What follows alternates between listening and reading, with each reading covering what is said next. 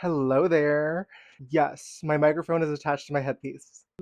Today I wanted to go over some of my old drag from 2015, I think up until 2020. For those of you who don't know, I started drag roughly around when I was 12. And from that time to the time that I could perform in clubs and bars, I did do a lot of Instagram drag competitions where we had to make our own outfits each week and make photos, and a lot of it is crunchy. A lot of it is gummy. So without further ado, let's start the vintage matte mayhem finish. One of my outfits that I wore repeatedly was this cyborg or android character that I had made. I had a whole world built for these things. Oh my gosh, the robot was born from a witch, and it was unhinged, like I said, but I loved it. And I made this outfit to a YouTube lip sync to Marilyn Manson's Beautiful People.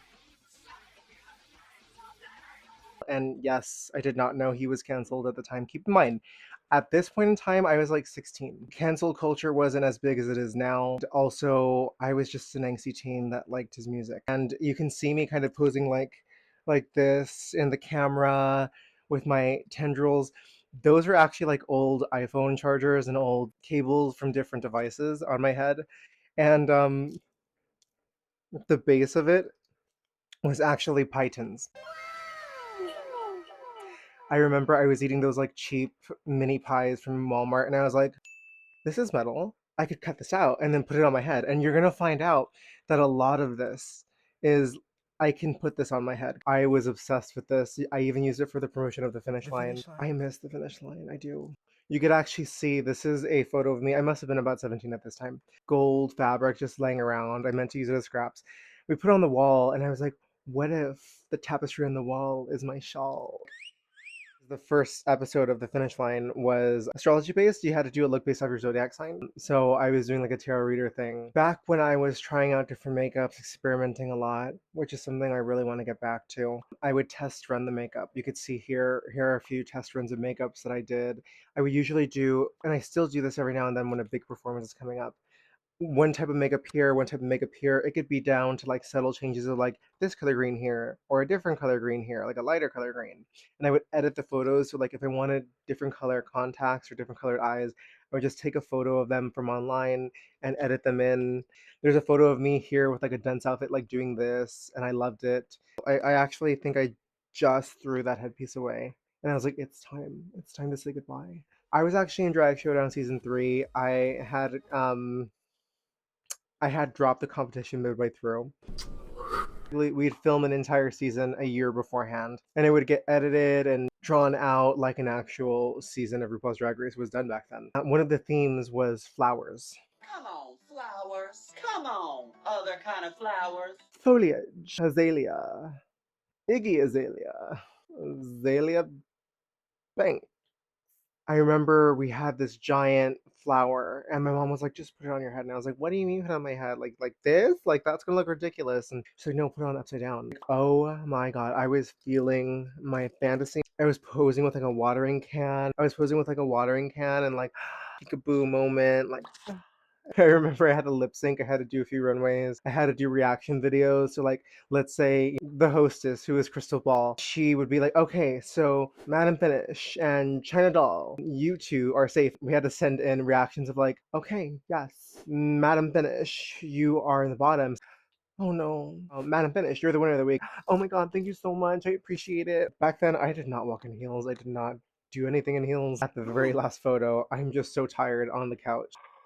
Eventually, when I started the finish line, I had to do a promotion video, and I had this red flower on my head. It was built like a football helmet, but that front part was like chicken wire that I had never worked with before. And I thought, ooh, this looks so cool. Hawk glue some sequins onto the chicken wire. When all was already pre-filmed and released and edited, the finish line had come to an end, and it was the finale. And I had had Dance in the Dark stuck in my head for about a week at this point. I had the queens film their lip sync to the finale. We had Alice Noir, who I believe is in New York, and then we had Ophelia Vidal, who is actually in Canada. And Ophelia Vidal filmed her lip sync in the snow, and it was so graceful and haunting and slow. And I remember Alice Noir on the wall, like, baby loves to dance in the.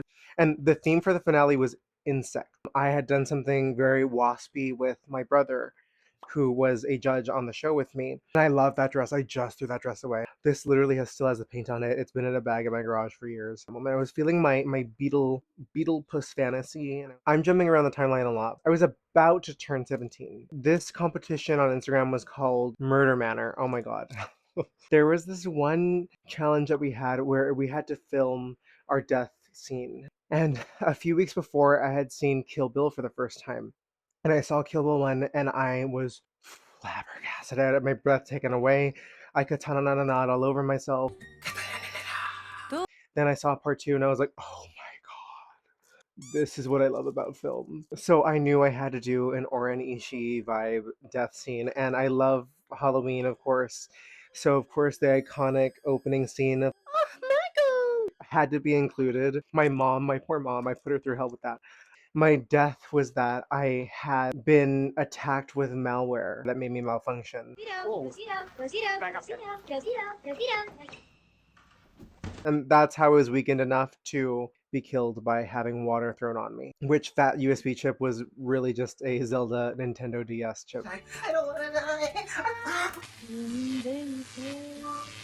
This next photo was something from that same time of Murder Manor. This guy seen me through the posts of Murder Manor, that Instagram competition. We found out that we lived in LA. My father gets a job at the Palm Restaurant. My Uncle Junior works there, who is a Jehovah's Witness. We met for the first time, we hung out, had a cute time, and then we found out we just weren't for each other. And that broke my 16 going on 17 heart. Oh my gosh, I am so sad. I am so heartbroken. I need to turn this pain into art. I still love it. The drag then was not afraid of getting, ugly or gremlin-y or like, I think this photo of me in like a silver fairy outfit proves that, which I love that silver fairy outfit. Oh my gosh. I feel like I still look at that, I'm like, that is Vogue, honey. That is a thrift store prom dress, but that is Vogue.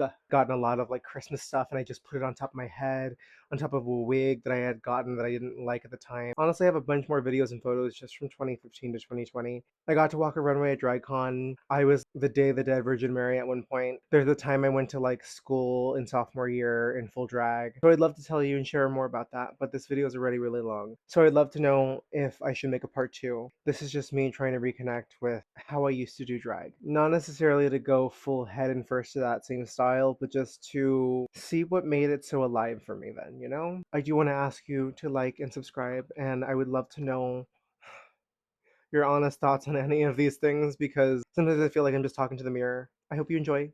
It's good to see you, and I hope I get to see you again soon, okay? This video is finished.